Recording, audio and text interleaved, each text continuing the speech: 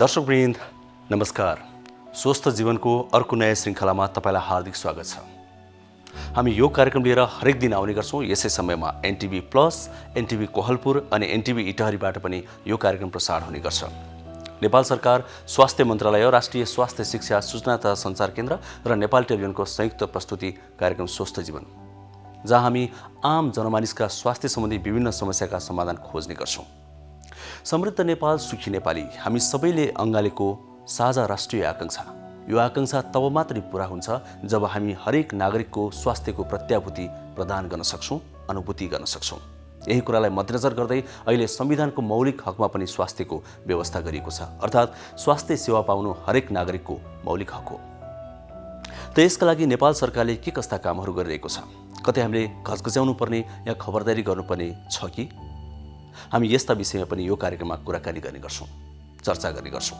अनि यहाँहरूका विभिन्न समस्या जिज्ञासाका आधारमा पनि हामी समाधान खोज्ने खालका सामग्री प्रस्तुत गर्ने गर्छौं।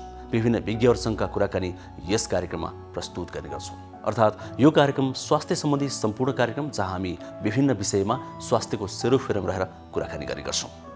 आउनुहोस् आजका सामग्रीतिर लागौं। दर्शक महानुभावहरू, यतिखेर सिङ्गो संसारभरि नै कोरोना संक्रमणको त्रास छ। महामारी फैलिएको छ।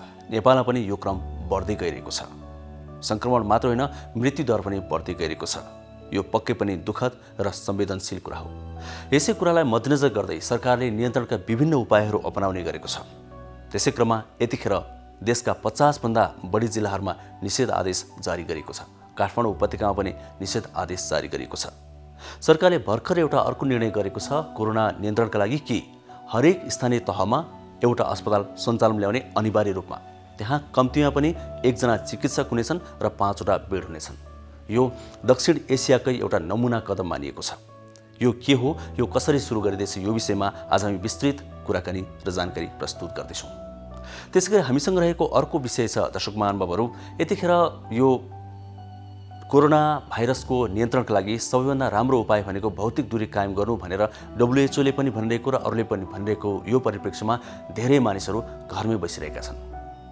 मानिस धेरै समयसम्म घरमै बसिरहँदा ढाड, पेट दुख्ने अनि गर्दन दुख्ने लगायतका समस्याहरू पनि आउने गर्छन्। ती समस्याबाट कसरी छुटकारा पाउने, कसरी ती समस्याको न्यूनीकरण गर्ने, त्यो विषयमा पनि आजको कार्यक्रममा हामी कुराकानी गर्नेछौँ। हामीसँग विज्ञहरूका विचार रहनेछन्। त्यसैगरी अहिलेको यो समयमा गर्भवती महिलाहरूले के कस्ता कुराहरूमा ध्यान दिने, कोरोना संक्रमणबाट बच्नको लागि गर्भवती महिलाले ध्यान दिनुपर्ने विशेष कुराहरू के छन्, यो पनि हामी आजको कार्यक्रममा समेट्ने प्रयास गर्दैछौँ। आउनुहोस् सुरुवातमा भने नेपाल सरकारले चालेको यो एउटा कदमको विषयमा एउटा विशेष सामग्री प्रस्तुत गरौँ, त्यसपछि अन्य सामग्रीतिर हामी प्रवेश गर्नेछौँ। स्वास्थ्य मन्त्रालयले कोभिड-19 महामारीका बीच देशभरका सबै स्थानीय तहमा अनिवार्य अस्पताल सञ्चालनमा ल्याउने निर्णय गरेको छ। मन्त्रालयले कम्तीमा 1 चिकित्सकसहित 5 शय्याको अस्पताल सञ्चालनमा ल्याउने निर्णय गरेको हो। अस्पताल सञ्चालन स्थानीय तहको लागि बाध्यकारी व्यवस्था हो। मन्त्रालयले छोटो अवधिमै चिकित्सक र नर्स भर्ना गर्ने तयारी समेत गरेको छ। सङ्घ, प्रदेश र स्थानीय तह मातहतका अस्पतालमा 6201 शय्या थप्ने निर्णय समेत सरकारले गरेको छ। कोभिड-19 महामारीको बेला उपचार अभावको गुनासो सम्बोधन गर्न स्वास्थ्य मन्त्रालयको यो निर्णय महत्त्वपूर्ण छ। 2076-77 को सरकारको वार्षिक नीति तथा कार्यक्रममा आगामी आर्थिक वर्षभित्र चिकित्सक सेवा नपुगेका स्थानीय तहहरूमा कम्तीमा 1 चिकित्सकको व्यवस्था गरिने स्वास्थ्य नीति लिएको थियो। प्रत्येक पालिकामा कम्तीमा 15 शय्याको अस्पतालको लागि यसअघि नै अधिकांश पालिकाले पूर्वाधार तयार गर्ने क्रममा रहेका छन्। हाल प्रदेश मातहतमा 75वटा अस्पताल छन्। 68 जिल्ला अस्पताललाई प्रदेश मातहतको सामाजिक विकास मन्त्रालय अन्तर्गत राखिएको छ। हरेक स्थानीय तहमा अस्पताल स्थापना गर्ने सरकारको यो निर्णय दक्षिण एसियाकै स्वास्थ्य क्षेत्रको लागि ऐतिहासिक कदम मानिएको छ। जस्तो हामी कहाँ नेपालमा ल्याबको सुविधा थिएन, हङकङमा लगेर पहिलो टेस्ट गरे हो होइन, अनि हामीले ल्याबको तयारी गऱ्यौँ। अस्पतालमा डाक्टर नर्सहरूले बिरामी छुन मान्दैनथे होइन। अहिले चाहिँ उनीहरू पनि पढ्दै गए, सिक्दै गए, तालिम पाउँदै गए र उनीहरू अहिले पनि हेर्न जाँच्न सक्ने भए होइन। र पब्लिकहरूमा पनि जुन ह्यू एन्ड क्राई थियो त्यो चाहिँ अलिकति कम भयो, किनभने मान्छेहरूले अलि बुझ्दै पनि गए कोरोनाको उपचार छैन, हैन। यो कुरा चाहिँ सबैलाई बुझाउनु पर्ने छ। कतिले बुझ्नु भएको छ, अझ बुझ्नु बाँकी छ। अब कोरोना लागिहाल्यो भने अब त्यसपछि हामीले बिरामीलाई डिफ्रेन्ट स्टाटामा बाँड्छौँ। जस्तो कोही मान्छेलाई लक्षणै छैन भने उसलाई ट्रिटमेन्ट चाहिँदैन, हैन। उसले चाहिँ अरूलाई नसार्नलाई याद गर्ने मात्रै हो। तागतिलो खाना खाने, तातो पानी पिउने, घरमा बस्ने, हैन। घरमा रुम छ, बस्न छुट्टै रुम छ, टोयलेट छुट्टै छ भने घरमै बसेर पर्खिन सकिन्छ। तपाईँले मलाई भन्नुभयो भने मलाई कोरोना लाग्यो भने म घरमै बस्छु, म त्यो म्यानेज गर्न सक्छु। तर सबैले त्यो म्यानेज गर्न सक्दैन। जसले म्यानेज गर्न सक्दैन, घरमा बस्दा टिममा होला, ग्रुपमा होला, डेरामा धेरै मान्छे बसेका होलान्, घरमा बाथरुम सेयर गर्नुपर्ने होला, त्यस्तो मान्छेहरू चाहिँ घरमा बस्न सम्भव छैन। त्यस्तो मान्छेहरूलाई आइसोलेसन सेन्टरमा राख्नुपर्छ। आइसोलेसन सेन्टर भनेका अस्पताल होइनन्, यी भनेका बस्ने ठाउँहरू हुन्। कुनै होटल हुनसक्छ, कुनै चाहिँ कम्युनिटी भवन हुनसक्छ, हैन, कुनै ट्रेनिङ सेन्टरहरू हुनसक्छ र कुनै अस्पतालै पनि हुनसक्छ, अस्पतालको बिल्डिङ पनि हुनसक्छ। त्यस्तो ठाउँमा बिरामीलाई राख्ने, उहाँहरूलाई बिहान बेलुका टेम्परेचर हेर्ने, कुनै समस्या भयो भने समस्या हेर्ने स्वास्थ्यकर्मीले हेर्छ, त्यहाँ बस्ने, 14 दिन बिताउने, अनि त्यसपछि घर फर्किने, हैन। यो भनेको आइसोलेसन सेन्टर भयो।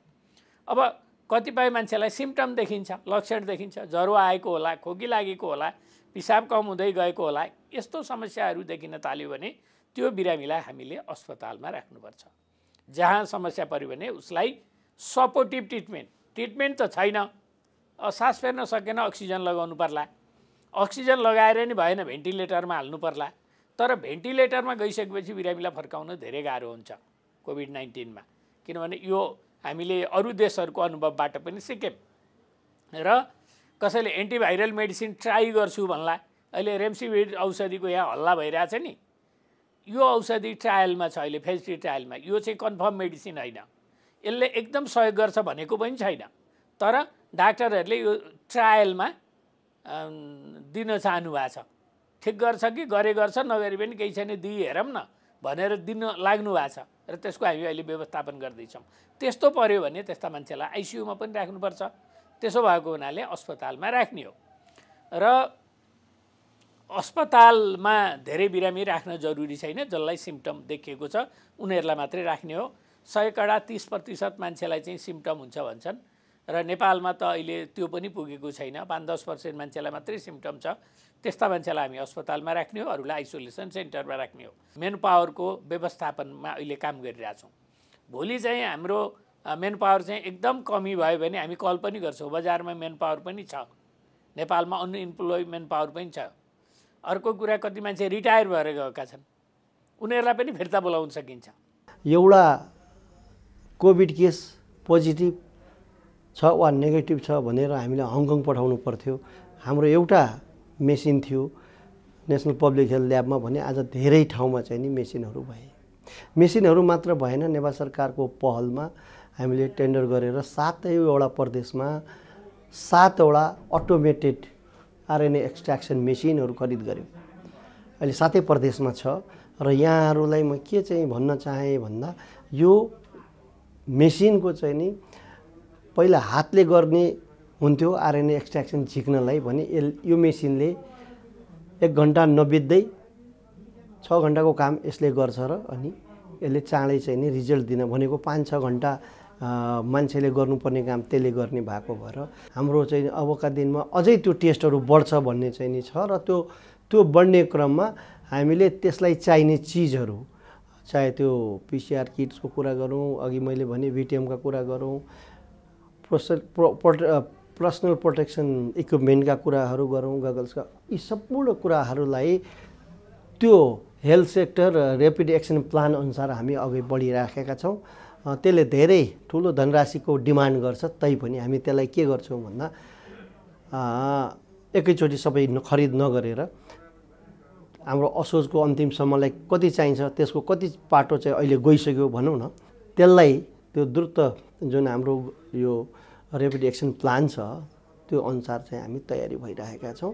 त्यो बाहेक पनि अहिले बिचमा जसरी यो मोड लिन्छ त्यसलाई फेरि कसरी गर्ने भन्ने कुरा चाहिँ नि फेरि मन्त्रालयबाट मिटिङहरूमा इन्सिडेन्ट कमान्ड सिस्टमको हाम्रो मिटिङ छ, एचइओसी छ, त्यसै गरी चाहिँ नि त्योभन्दा माथिल्लो निकाय छ, सरकार छ, त्यही अनुसार चाहिँ नि त्यसको निर्देशन अनुसार हामी अगाडि बढ्छौँ र मुख्य रूपले कोभिडबाट कमभन्दा कम मान्छेलाई सङ्क्रमण होस्, कमभन्दा कम मान्छेलाई चाहिँ नि मृत्यु चाहिँ नहोस् भन्नेतिर लाग्नुपर्छ। त्यसको लागि त्यही तयारीमा हामी लाग्नुपर्छ र हामी सबैले, मैले पनि, यहाँहरूले पनि इन्डिभिजुअल लेभलदेखि घरदेखि एभ्रिवेयर हामी चाहिँ आफै आचार संहिता कोड अफ कन्डक्टमा बसिएन भने हामी आफैले आफैलाई चाहिँ नि कुनै बेला धिक्कार्नुपर्छ। किनभने आजको हाम्रो काम भोलिको चाहिँ नि फ्युचर हो, भोलिको इतिहास हो। त्यसले गर्दा यो घडीमा आफ्नो लागि त बाँच्छौँ नै, आफ्नोभन्दा अरूको लागि बढी बाँच्ने, तर आफ्नो सेफ्टी चाहिँ नि हेरेर अगाडि बढ्नुपर्छ।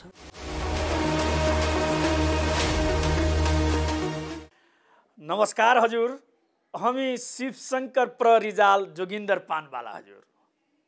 अहिले देश हजुर यो कोभिड-19 को सङ्क्रमणबाट बहुत थिल भएको छ। हिमाल, पहाड, तराई, मधेस, मेची, महाकाली, मलाई लाग्छ हजुर यो मेची भेगदेखि लिएर पश्चिमको लिपुलेकसम्म चाहिँ हजुर अहिले हामी कोभिडबाट चाहिँ बडा थिल भएको छौँ, अस्तव्यस्त भएको छ हजुर। बस तर हजुर कोभिड आउँदै गर्दा यो सङ्क्रमणले गाड्दै गर्दा हजुर, तर हामी आत्तिने होइन हजुर। हामी नेपालीको एउटा यही बानी छ हजुर, हामी चाहिँ हजुर खुसीमा मात्तिने अथवा दुःखमा आत्तिने हामी नेपालीले गर्दैन हजुर। अहिले कोभिड आए पनि हजुर हामी एउटा कुरो भन्छु हजुर, बस तपाईँ हामी कोभिडबाट हामी चाहिँ कसरी बचेको छु, मा कसम हजुर हामी घरबाट निस्किन्न काम नभएसम्म। काम भयो भने त्यो पनि बहुत सतर्कता अपनाएर हजुर चाहिँ तपाईँको चाहिँ नियम पालना गरेर सामाजिक दूरी कायम गरेर मुखमा मास्क लगाएर निस्किन्छु। हतपत हामी घरबाट निस्किन्न। हुन त अब गाउँघरमा अब धान रोपियो, अब धान गोड्ने बेला छ, केही समयपछि धान काट्ने बेला हुन्छ। अब घर गृहस्थी गर्ने मान्छेहरूलाई कहिले घरबाट बाहिर निस्किनुपर्छ। निस्किँदाखेरि हजुर बस सामाजिक दूरी हजुर 2 मिटर सामाजिक दूरी कायम गर्ने हजुर। कोही मान्छेहरूसँग चाहिँ हात त मिलाउँदै नमिलाउने। र दोस्रो कुरो कसैले हातछिउँ गर्दैछ भने पनि हजुर यो कुइनाले यसरी कुइनाले छोपेर हातछिउँ गर्ने, हातछिउँ गरेको मान्छेबाट आफू टाढा पनि रहने हैन।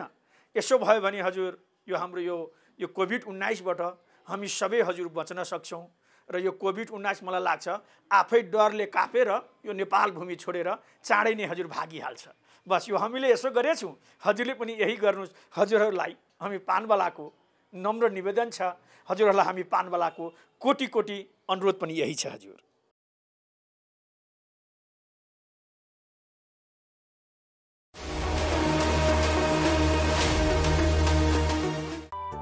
स्वास्थ्य सम्बन्धी महत्त्वपूर्ण नम्बरहरू।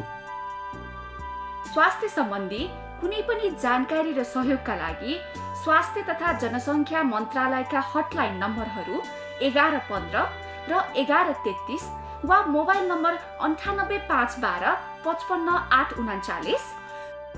एम्बुलेन्स सेवाको लागि 102 र 112। वैदेशिक रोजगारीको क्रममा स्वास्थ्यमा समस्या भएमा, अन्य सहयोग वा जानकारी आवश्यक परेमा श्रम, रोजगार तथा सामाजिक सुरक्षा मन्त्रालयको हटलाइन नम्बर 1141। शान्ति, सुरक्षा र अन्य सहयोगका लागि नेपाल प्रहरीको नम्बर 100। सशस्त्र प्रहरी बलको नम्बर 1114। रगत आवश्यक परेमा ब्लड बैंकको नम्बर 01 42 25 344।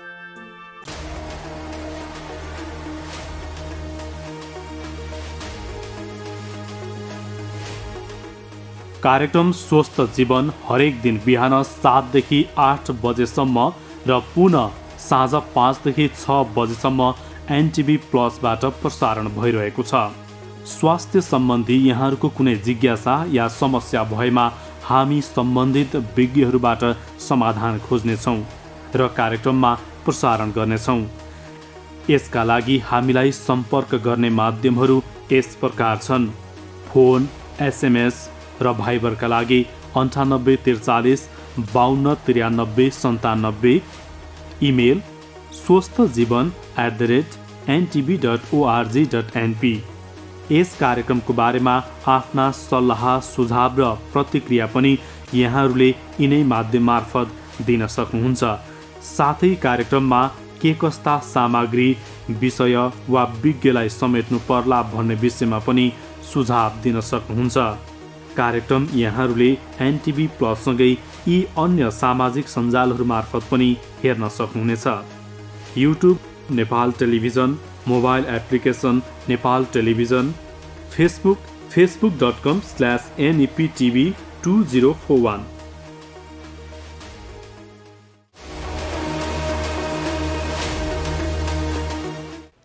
दर्शकवृन्द, हुन त हामीले यो कार्यक्रम सुरु गरेको धेरै भएको छैन। हामी भर्खर सुरुवाती चरणमा छौँ। तर पनि हामीले प्रदान गरेका विभिन्न माध्यमहरूमा टेलिफोन, भाइबर, एसएमएस, इमेल लगायतका विभिन्न माध्यमहरूमा हामीलाई प्रश्नहरू पनि आउन थालेका छन्। ती प्रश्नका उत्तर खोज्ने क्रममै हामी यहाँ विभिन्न सामग्री र विषयहरू प्रस्तुत गर्ने गर्छौँ। त्यसै क्रममा हामीले धेरै दर्शकहरूले एउटा जिज्ञासा राख्नुभएको छ, समस्या राख्नुभएको छ कि गर्भवती महिलाले यो समयमा कसरी ध्यान दिने, कसरी आफू र आफ्नो बच्चाको सुरक्षा गर्ने, कोरोना सङ्क्रमणबाट कसरी बच्ने। यो विषयमा हामी आज एउटा विशेष सामग्री प्रस्तुत गर्दैछौँ। पक्कै पनि यो धेरैजना व्यक्तिहरूका लागि लाभदायक हुन्छ, यो हाम्रो विश्वास हो। आउनुहोस् यसै स्थानमा हामीले तयार पारेको एउटा सामग्री हेरौँ। कोरोना भाइरस महामारीको बेला गर्भवती र सुत्केरी महिलालाई थप डर र चिन्ता थपिएको छ। निषेधाज्ञाका कारण गर्भवती जाँच र सुत्केरी सेवाको लागि यातायात र स्वास्थ्य सुविधामा प्रत्यक्ष असर परेको छ। यस्तो बेला गर्भवती तथा सुत्केरीलाई अझ बढी ध्यान दिनुपर्छ।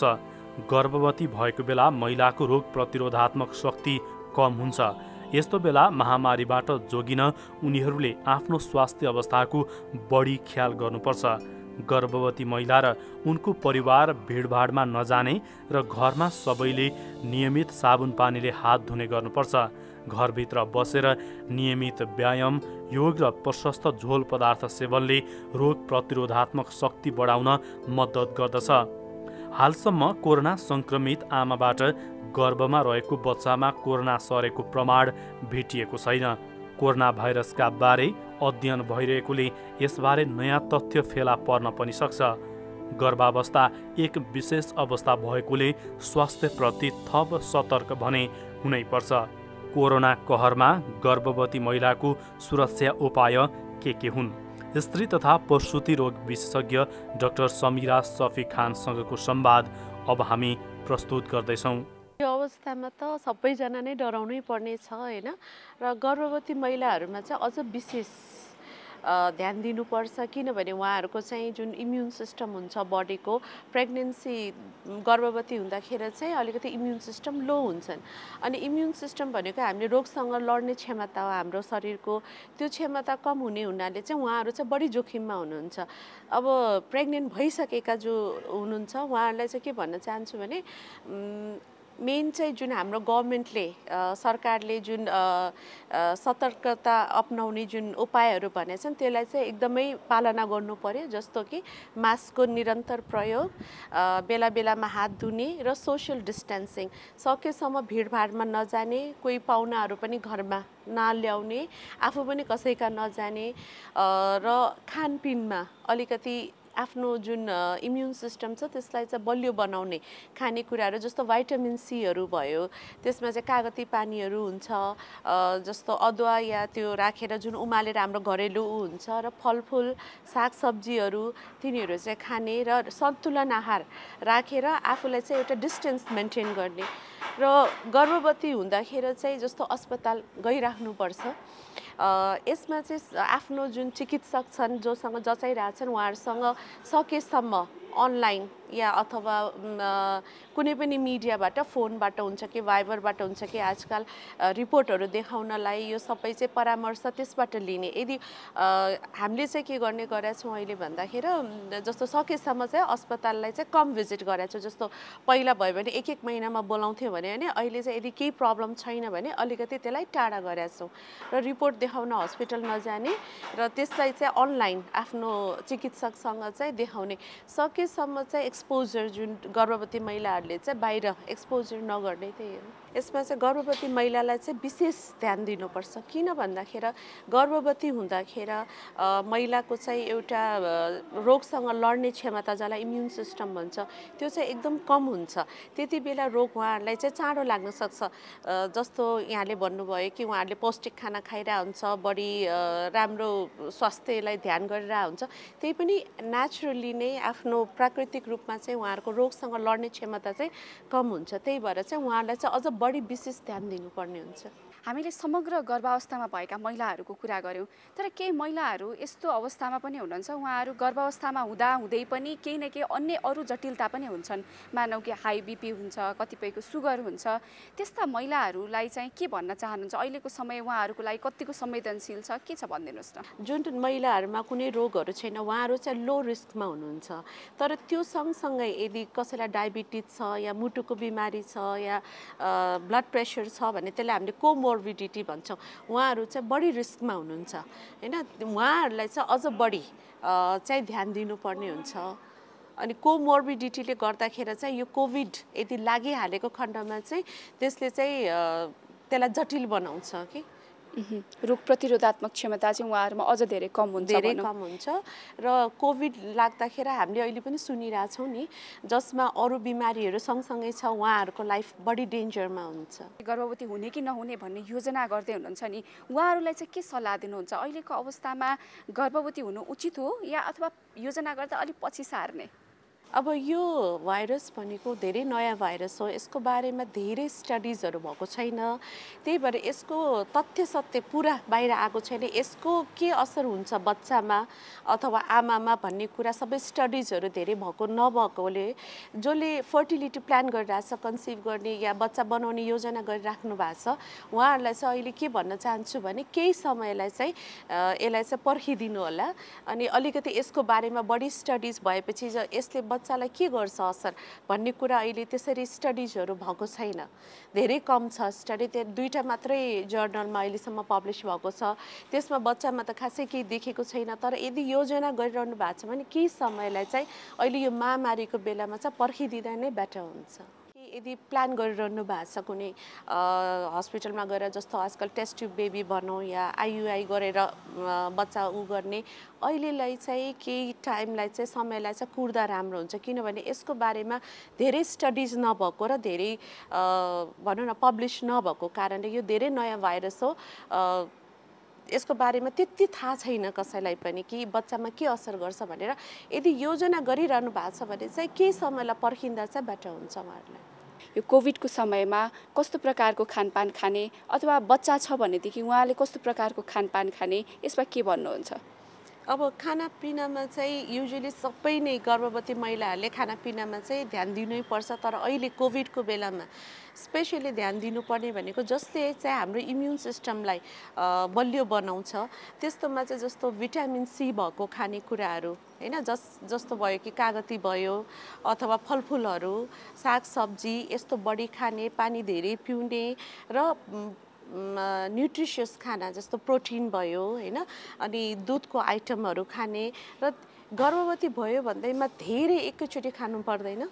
थोरै थोरै एक छिनमा र सफा खानेकुरा खाने। जस्तो मासु खाँदाखेरि एकदम कुक्ड धेरै पकाएको हुनु पर्यो, अन्डा एकदम कुक्ड हुनु पर्यो र अर्को चाहिँ हाम्रो जुन नर्मल खाना खान्छौँ त्यही नर्मल खानामा चाहिँ अलिकति चाहिँ इम्युन सिस्टम बिल्डअप गर्ने जुन हाम्रो घराइसी खानामै पाउँछौँ हामीले भिटामिन सी जुन स्रोत जुन खानामा छ त्यो खाँदा चाहिँ बेटर हुन्छ।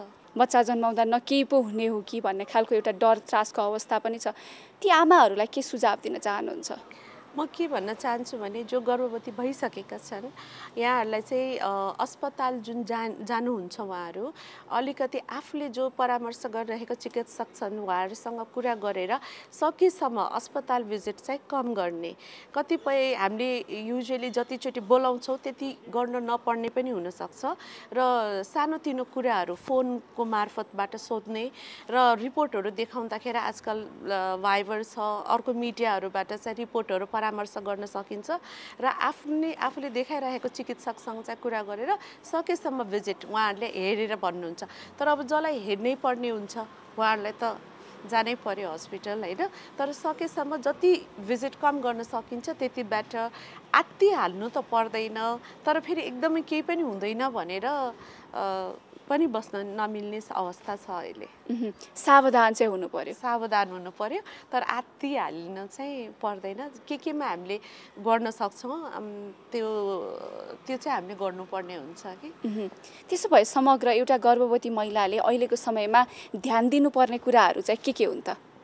अब यसलाई कन्क्लुजनमा जाने हो भने ध्यान दिनुपर्ने कुराहरू भनेको चाहिँ फर्स्ट अफ अल चाहिँ जुन हाम्रो सरकारद्वारा भनेको मैले अघि भने जस्तै सोशल डिस्टेन्स मेन्टेन गर्ने, सकेसम्म भिडभाडमा नजाने, आफ्नो घरमा पाहुना पनि नआउने, आफू पनि कसैका नजाने, बाहिर निस्किहाल्न परेको खण्डमा चाहिँ मास्कको निरन्तर प्रयोग गर्ने, टाइममा हात धुने र आफूका पालेको पेट्सहरू छ, कुकुर बिरालो कुनै छ भने सकेसम्म उनीहरूको सम्पर्कमा नआउने र पौष्टिक खानेकुराहरू खाने।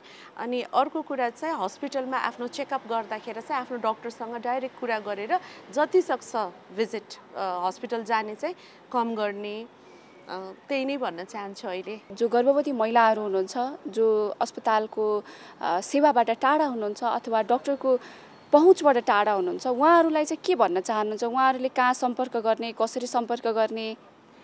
उहाँहरूको लागि चाहिँ अब भनौँ हाम्रो ग्रामीण क्षेत्रमा भनौँ होइन, स्पेसल्ली त्यहाँनिर चाहिँ हेल्थ पोस्टहरू छन्, त्यहाँ हेर्ने मिडवाइफहरूले हेरेर हुन्छन्, उहाँहरूले गरिरहेको हुन्छन्। सो त्यहाँ पनि उहाँहरूसँग डाइरेक्ट कन्ट्याक्ट गरेर र थोरै जाने। अनि यदि सक्नुहुन्छ भने कोही डक्टरको नम्बर छ, अनलाइन हेल्प लिन सक्नुहुन्छ कि आफूलाई समस्या आइपरेको खण्डमा चाहिँ के गर्ने भनेर चाहिँ अनलाइन चाहिँ उहाँहरूले चाहिँ डक्टरसँग चाहिँ परामर्श गर्न सक्नुहुन्छ।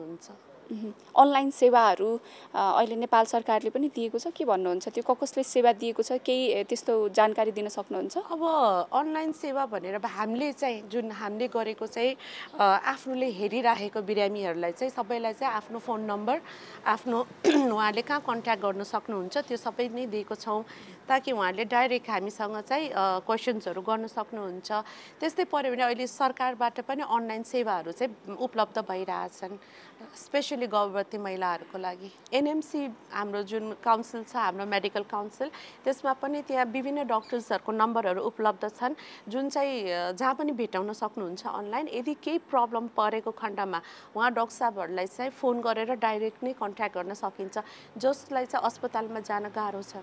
बच्चा जन्माउने बेला भइसक्यो, अब यो कोरोना महामारीको बेलामा अस्पताल जान पनि अलिकति डरलाग्दो अवस्था छ, के भन्नुहुन्छ? उहाँहरूले के कस्तो कुरामा ध्यान दिनुपर्छ? घरमै जन्माउने कि अस्पताल लैजाने कि के भन्नुहुन्छ? अहिलेको बेलामा त म घरमा जन्माउन चाहिँ सल्लाह दिँदिनँ, अस्पताल जाने। यदि कसैको ड्यु डेट आइसकेका छन् भने उहाँहरू चाहिँ अस्पताल जाने। तर अस्पतालमा बच्चा जन्माउनु जाँदाखेरि ध्यान दिनुपर्ने सर्टेन कुराहरू छ, जस्तो हाम्रो नेपाली समाजमा अलि धेरै भिजिटरहरू, आफन्तहरू, रिलेटिभ्सहरू लिएर जाने गर्छन्। त्यो भिडभाड कम गर्ने, जति कम मान्छेसँग उहाँहरूको सम्पर्क भयो त्यति नै उहाँहरू जोखिमबाट टाढा हुनुहुन्छ। अनि त्यसपछि आफ्नो डक्टरलाई देखाउने र सेफ डेलिभरी चाहिँ गर्नुपर्छ। र इभन डेलिभरी पछि जुन हेर्न आउँछन् नि सुत्केरीमा, त्यो पनि अहिलेलाई मिनिमाइज गर्नुपर्छ। त्यति गर्नाले चाहिँ धेरै नै जोगिन सकिन्छ आफ्नो रोगबाट।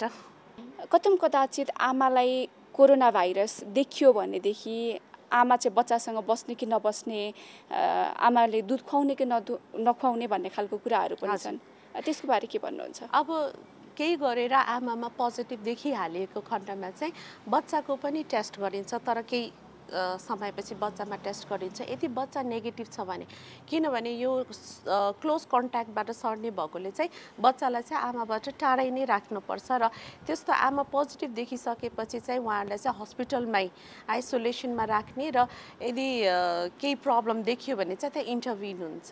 सो बच्चालाई यदि बच्चा नेगेटिभ छ भने आमासँग नराख्दा नै बेटर हुन्छ। इमर्जेन्सीको कुराहरू पनि हुन्छन्, अहिलेको अवस्थामा तुरुन्त अस्पताल जाने अवस्था पनि छैन। एउटा गर्भवती महिलालाई चाहिँ के कस्ता कुराहरू भयो भनेदेखि तुरुन्त अस्पताल जानुपर्छ, तुरुन्त डक्टरको परामर्श लिनुपर्छ, चाहे त्यो कोरोना भाइरससँग सम्बन्धित लक्षणहरू नै किन नहुन् अथवा चाहिँ महिलाहरूको गर्भवती सम्बन्धी नै लक्षणहरू किन नहुन्, के भन्नुहुन्छ? के कस्तो कुराहरू इमर्जेन्सी हुन्? एउटा चाहिँ इमर्जेन्सी हुन्छ गर्भसँग रिलेटेड, गर्भसँग गर्दाखेरि जस्तो पानी गयो, रगत गयो, बच्चा चलेन, कम चल्यो, पेट दुख्न थाल्यो, जुन चाहिँ गर्भवती कुनै पनि बेलामा यो चाहिँ इमर्जेन्सी केस हो, त्यति बेला चाहिँ गइहाल्नुपर्छ।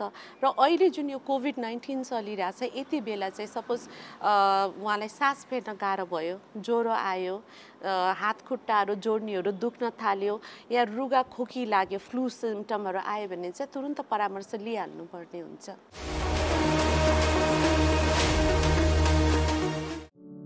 अहिले विश्व नै कोरोना भाइरस कोभिड-19 को महामारीबाट आक्रान्त बनेको छ। नेपालमा पनि यसको संक्रमण दिनानुदिन बढ्ने क्रममा छ।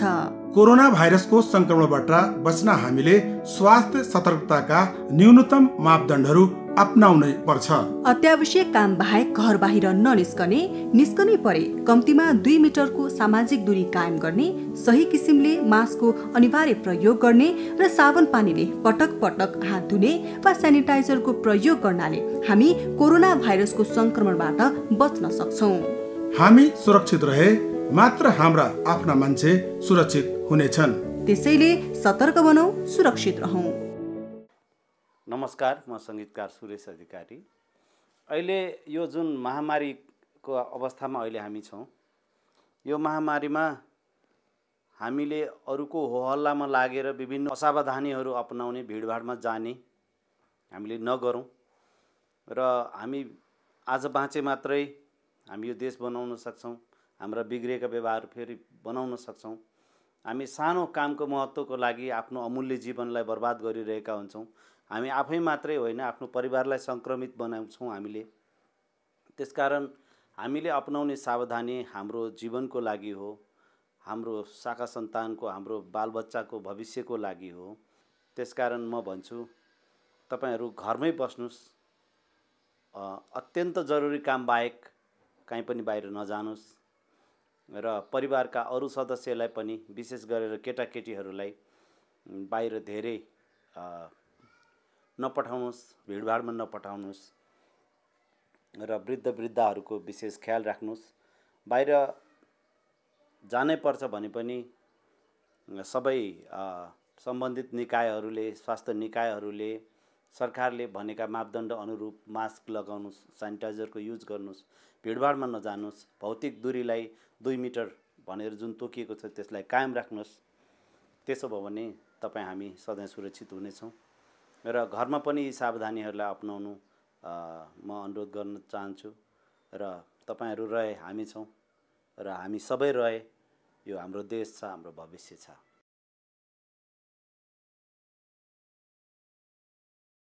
कोरोना भाइरस कोभिड-19 को निदान एवं उपचार सम्बन्धी जानकारी चाहिएमा बिहान 8 बजेदेखि बेलुकी 8 बजेसम्म 98 512 55 834, 98 512 55 837 र 98 512 55 839 मा सम्पर्क गर्नुहोला। साथै टोल फ्री नम्बर 1115 मा जुनसुकै समयमा सम्पर्क गर्न सक्नुहुनेछ।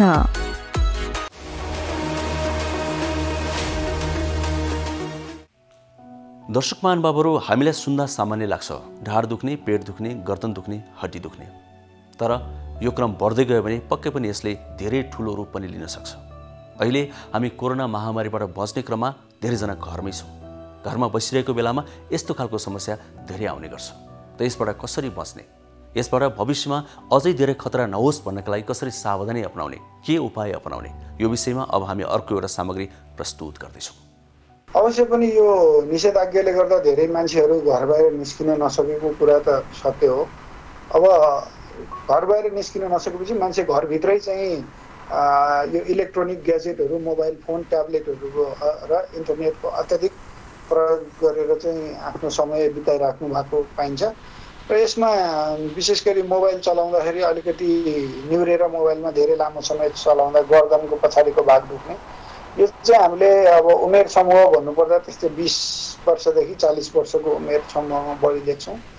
साह्रै सानो बच्चा बच्चीहरूमा चाहिँ अब कहिलेकाहीँ यस्तै मोबाइल सोबाइलहरूमा ध्यान दिएर चाहिँ हिँड्दाखेरि लड्ने र खेल्न गएको ठाउँमा रुखहरूबाट लड्ने त्यस्तो देखिन्छ भने वृद्ध उमेरहरूमा चाहिँ हामीले हड्डी कमजोर हुने ओस्टियोपोरोसिस हुने अवस्थाले गर्दाखेरि चाहिँ घरभित्रै सानो यसो भर्याङमा खुट्टा ठेस लाग्यो भने पनि हड्डी भाँचिने अथवा बाथरुममा चिप्ल्यो भने पनि हड्डी भाँचिने यस्तो समस्या बढिदिन्छ। हात जोड्ने सम्बन्धी समस्या भइसकेपछि समस्या अब कतिको गम्भीर समस्या छ, यदि भर्खरै चोट लागेर चाहिँ कतै हात खुट्टाको ढाडको हड्डी भाँचिएको छ भनेदेखि त सकेसम्म चाँडोभन्दा चाँडो अस्पताल आउनुको कुनै विकल्प नै रहेन। तर अब हाम्रो क्रोनिक खालको लामो समयदेखि भइरहेको जोड्ने खिच्ने समस्या, ढाडको गर्दनको हड्डी खिएर हुने समस्यालाई चाहिँ फिजियोथेरापीमा गयो भने हामीले फिजियोथेरापिस्टहरूले चाहिँ उहाँहरूलाई आवश्यक एक्सर्साइजको स्टेप्सहरू सिकाइदिनुहुन्छ।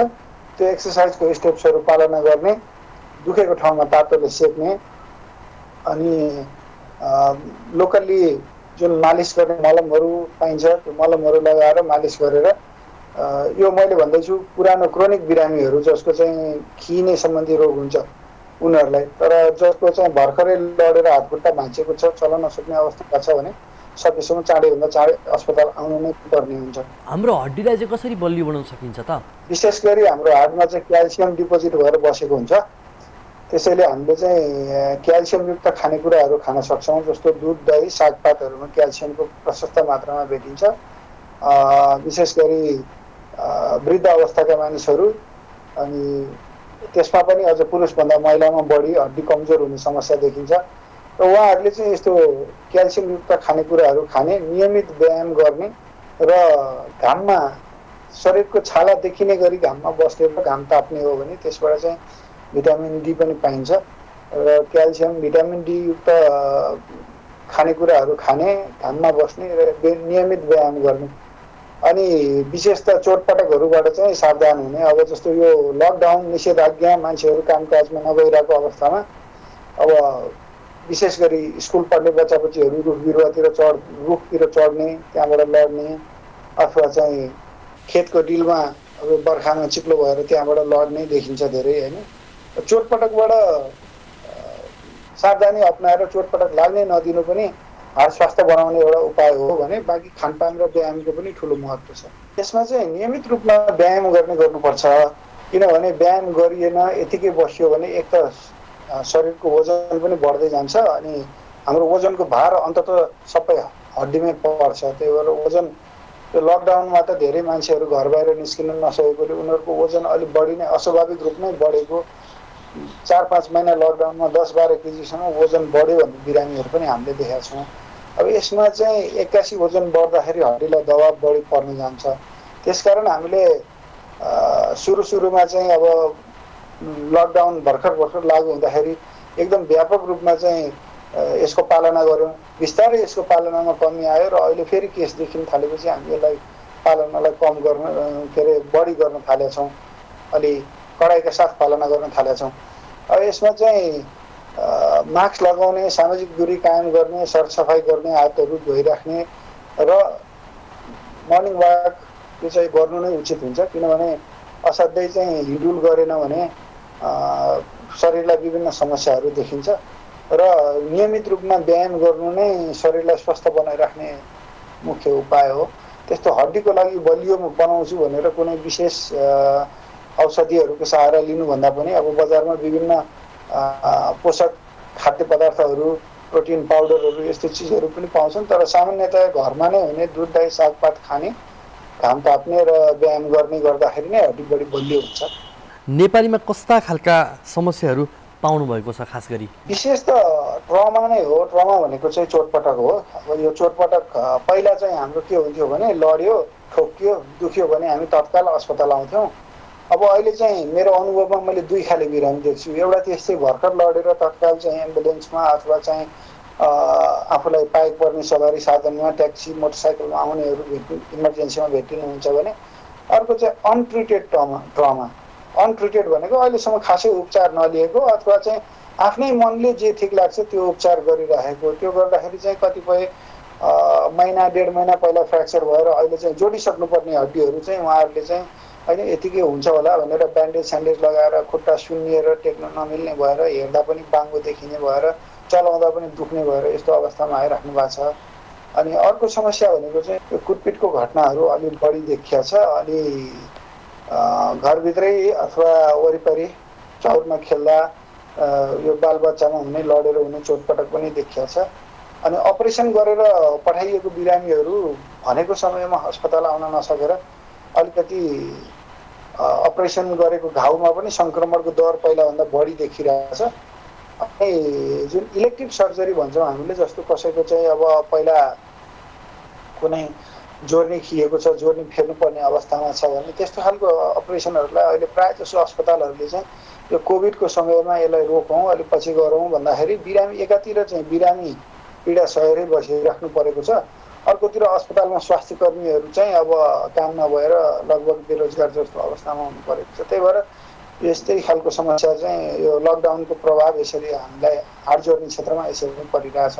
मलाई लाग्छ मानिसहरूले चाहिँ अस्पताल कस्तो छ के छ बुझेर जानुपर्छ। अस्पतालमा चाहिँ अब अस्पताल सञ्चालकले पनि कोभिडको शङ्कास्पद बिरामी, किनभने आउनुभन्दा पहिल्यै कोभिड भनेर त प्राय आउँदैन, कोभिडको शङ्कास्पद बिरामी, कोभिडका लक्षणहरू देखिएको, खोकी लाग्ने, ज्वरो आउने, जिउ दुख्ने, सास प्रश्वासमा समस्या हुने यस्तो बिरामीहरूलाई अलग च्यानलबाट उपचार प्रदान गर्ने र त्योभन्दा बाहेकको अरू बिरामीलाई अलग च्यानलबाट उपचारहरू प्रदान गर्नुपर्ने हुन्छ। अस्पतालले यो दुईटालाई चाहिँ गेटमै एउटा ज्वरो नाप्ने र छोटो हिस्ट्री भन्छौँ हामी, छोटो चाहिँ बिरामीको विवरणहरू बुझेर त्यसलाई चाहिँ कुन च्यानलबाट पठाउने हो त्यहाँनिर स्क्रिनिङ गर्न सकियो भनेदेखि अस्पताल आउन त्यति डराउनु पर्दैन। अनि अस्पताल आइसकेपछि मलाई लाग्छ यदि लामो समय अस्पताल भर्ना हुनुपर्ने अथवा चाहिँ अपरेसनहरू गर्नुपर्ने खालको बिरामी छ भने त्यसलाई चाहिँ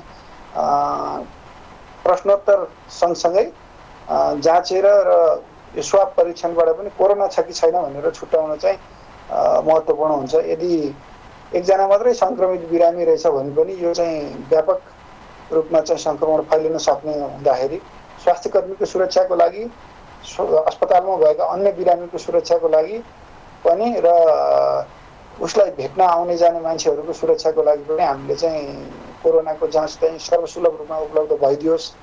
सकेसम्म भन्दा धेरै बिरामीलाई चाहिँ यो परीक्षण गरेर कोभिड सङ्क्रमित हो या होइन भनेर छुट्याउन सकौँ। यदि सङ्क्रमित रहेछ भने त्यो अनुसारको उपचार पाउनुपर्छ, उहाँले पनि पिपी लगाएर दिनुपर्छ कि अलग कोठामा आइसोलेसन वार्डमा राखेर गर्नुपर्छ। स्वास्थ्य संस्थाहरूले त्यसको व्यवस्थापन गर्नुपर्छ। उपचारबाट कसैलाई पनि वञ्चित गरिनु हुँदैन।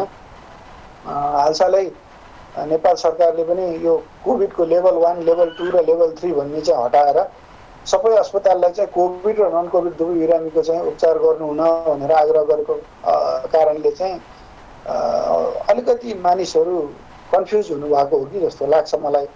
तर यसमा चाहिँ हरेक हस्पिटल व्यवस्थापनले कोभिड र नन कोभिड दुवैको उपचार गरे तापनि कोभिड बिरामीलाई उपचार गर्ने स्वास्थ्यकर्मी नन कोभिड बिरामीको उपचारमा संलग्न नहुने, कोभिडको उपचार गरेपछि आवश्यक पिपी लगाएर गर्नुपर्ने र आवश्यक पिपी लाउँदाखेरि कुनै मिस्टेक भएमा उसलाई चाहिँ क्वारेन्टाइन गर्ने व्यवस्था मिलाएर पनि सबै किसिमको बिरामीलाई चाहिँ उपचारको व्यवस्था उपलब्ध गराउनुपर्छ। हामीले हरेक मान्छेलाई चाहिँ कतै उहाँलाई पनि कोभिड त छैन भन्ने हिसाबले चाहिँ मूल्याङ्कन चाहिँ गरिराखेको हुन्छौँ। यदि अब हाड जोर्नी भन्नाले मान्छे ढाड दुखेर आउनु भएको छ अथवा चाहिँ घुँडा दुखेर आउनु भएको छ, तर उहाँलाई पनि हामीले सोध्नु चाहिँ पर्ने हुन्छ, तपाईँ कतै गएको 14 दिनमा कतै विदेश जानुभएको थियो कि, विदेशबाट आएको कोही व्यक्तिको सम्पर्कमा आउनु भएको थियो कि, यस्तो ज्वरो छ कि, रुगा हो कि छ कि, यस्तो किसिमको प्रश्नहरू हामीले गर्दा कतिपय बिरामीले बुझेर संयमित भएर उपचार बताइदिनुहुन्छ भने कतिपय बिरामी आफैले चाहिँ होइन मलाई तपाईँले कोरोनाको शङ्का गरे हो र भन्ने अलिकति नकारात्मक रूपले लिइदिने हुँदाखेरि एक त डाक्टर र बिरामीको जुन कम्युनिकेसन हुन्छ त्यसमै अलिकति कोरोनाको कारणले त्रास त छँदैछ, त्यसमाथि कम्युनिकेसनमा पनि अलिकति अप्ठ्यारो सिचुएसन चाहिँ कहिले कहिले फेस गरिएको छ। अनि अर्को चाहिँ हामीले विशेषतः हाड जोर्नीमा यदि फ्र्याक्चर चाहिँ बाङ्गो हुने, हातखुट्टा बाङ्गो हुने अवस्था छ भने हामीले अपरेसन गरेर उपचार गर्नुपर्ने अवस्था छ भने हामीले बिरामीलाई चाहिँ PCR परीक्षण गर्न पठाउँछौँ।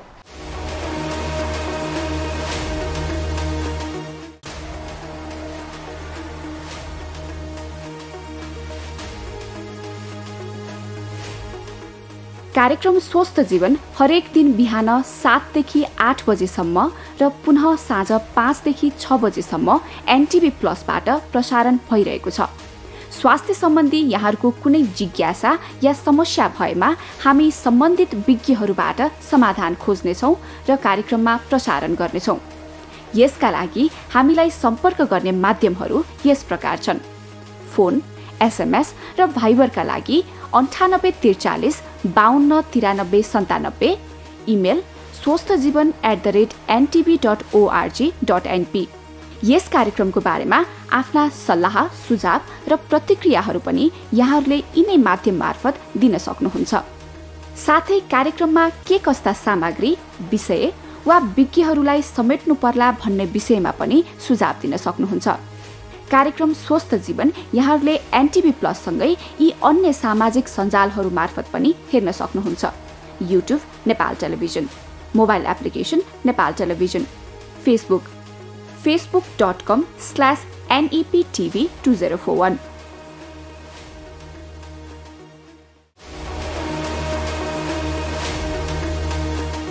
अब अहिले यो कोरोना महामारीको बेलामा सबैभन्दा महत्त्वपूर्ण कुरा भनेको मास्क हो सुरक्षाको लागि। त्यसैले मास्कको बारेमा चाहिँ थाहा पाउनु एकदमै जरुरी छ। अहिले धेरैले मास्कको प्रयोग गरिरहनु भएको छ, तर जतिले प्रयोग गरिरहनु भएको छ उहाँहरूले पनि यो राम्रो तरिकासँग प्रयोग नगरिरहेको अवस्था छ। त्यसैले मैले अहिले मास्कको बारेमा यो कसरी यसलाई सही तरिकाले प्रयोग गर्ने भन्ने बारेमा यहाँहरूलाई म केही कुराहरू बताउन चाहन्छु।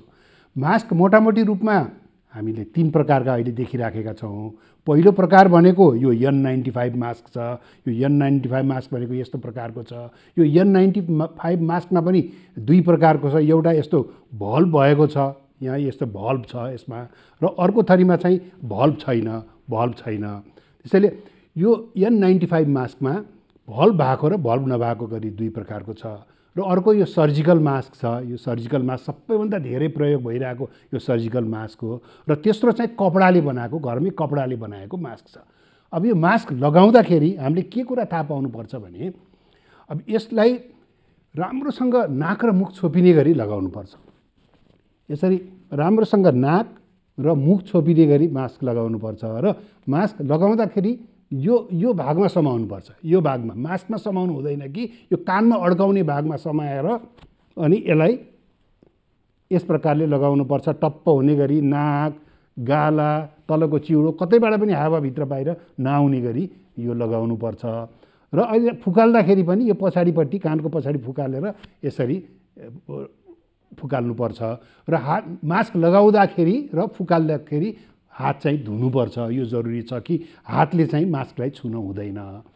यो पहिलो कुरो हो। दोस्रो कुरो, अब यो मास्क अब कहिलेसम्म लगाइरहने, यो आज लगाउने, भोलि पर्सि कहिलेसम्म लगाउन मिल्छ भन्दाखेरि यो N95 मास्क बलियो छ। यसलाई तपाईँले पुनः प्रयोग गर्न सक्नुहुन्छ। यो महँगो पनि छ। यो स्वास्थ्य कर्मीहरूले प्रयोग गर्नुहोस् भनेर हामीले धेरै जस्तो जोड दिइराखेका छौँ। यसलाई चाहिँ लगाइसकेपछि घरमा गएर एकचोटि पखालेर, साबुन पानीमा पखालेर घाममा सुकाइदिँदाखेरि हुन्छ भने यो सर्जिकल मास्क जुन चाहिँ धेरै आम नागरिकहरूले प्रयोग गरिरहनु भएको छ, यसलाई दोहोऱ्याएर प्रयोग गर्न हुँदैन। यो डिस्पोजेबल हुन्छ। एकचोटि लगाएपछि यसलाई फाल्नुपर्छ। तर अब केही कारणले गर्दा यसलाई दोहोऱ्याएर फेरि प्रयोग गर्नु पर्यो भने यसलाई धुन हुँदैन। धोएपछि यो बिग्रन्छ। यसलाई घाममा सुकाइदिनु भयो, राम्रोसँग घामको किरणमा सुकाइदिनु भयो भने त्यो फेरि यसलाई प्रयोग गर्न सकिन्छ। कम्तीमा यसलाई 1 देखि 2 घन्टा चाहिँ घाममा सुकाउनुपर्छ।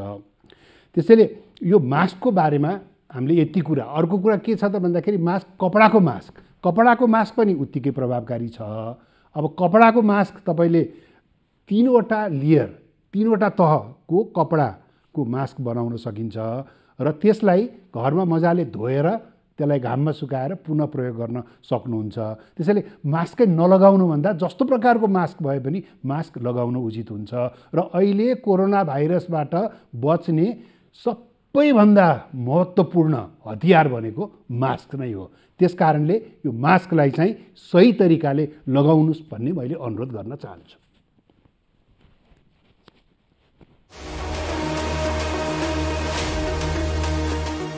हजुर, यिनै विभिन्न सामग्री प्रस्तुत गर्दा गर्दै हामी कार्यक्रमको अन्तिममा आएका छौँ। यो प्रस्तुति दैनिक कार्यक्रम हो। हामी भोलि फेरि आउँछौँ आजकै समयमा एनटिभी प्लसबाट, एनटिभी कोहलपुरबाट अनि एनटिभी इटहरीबाट। हामीले यो कार्यक्रमलाई सकेसम्म धेरै सहभागितामूलक बनाउन खोजिरहेका छौँ, लाभदायक बनाउन खोजिरहेका छौँ। त्यसका लागि यहाँहरूको सहभागिता पनि खोजिरहेका छौँ। आफ्ना कुनै पनि समस्या छन् भने, जिज्ञासा छन् भने हामीलाई लेख्न सक्नुहुन्छ।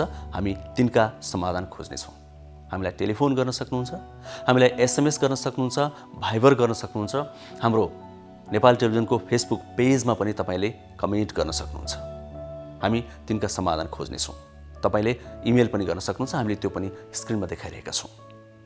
अर्को कुरा, यो कार्यक्रम टेलिभिजनका पर्दाहरूमा मात्र होइन, सामाजिक सञ्जालहरूमा पनि यहाँहरूले हेर्न सक्नुहुन्छ। फेसबुकमा हेर्न सक्नुहुन्छ, युट्युबमा हेर्न सक्नुहुन्छ, नेपाल टेलिभिजनको मोबाइल एप्समा हेर्न सक्नुहुन्छ अनि वेबसाइटमा पनि हेर्न सक्नुहुन्छ। अर्थात् हामी सामाजिक सञ्जालहरूमा पनि छौँ। सकेसम्म धेरै तपाईँहरू समक्ष पुग्ने हाम्रो यो प्रयास हो। आउनुहोस्, हातेमाला गरौँ, कोरोना महामारीको विरुद्धमा सबैजना एक भएर अघि बढौँ। आखिर आफ्नै लागि हो। सरकारले जुन निर्णय गरेको छ, जुन कदम चालेको छ, त्यो आज्ञाको पालना गरौँ, किनभने त्यो पनि हाम्रै लागि हो, आखिर कसैको लागि पनि होइन। भोलि फेरि आउँछौँ। आजलाई हामी सबैजना बिदा माग्छौँ। हस्त, नमस्ते।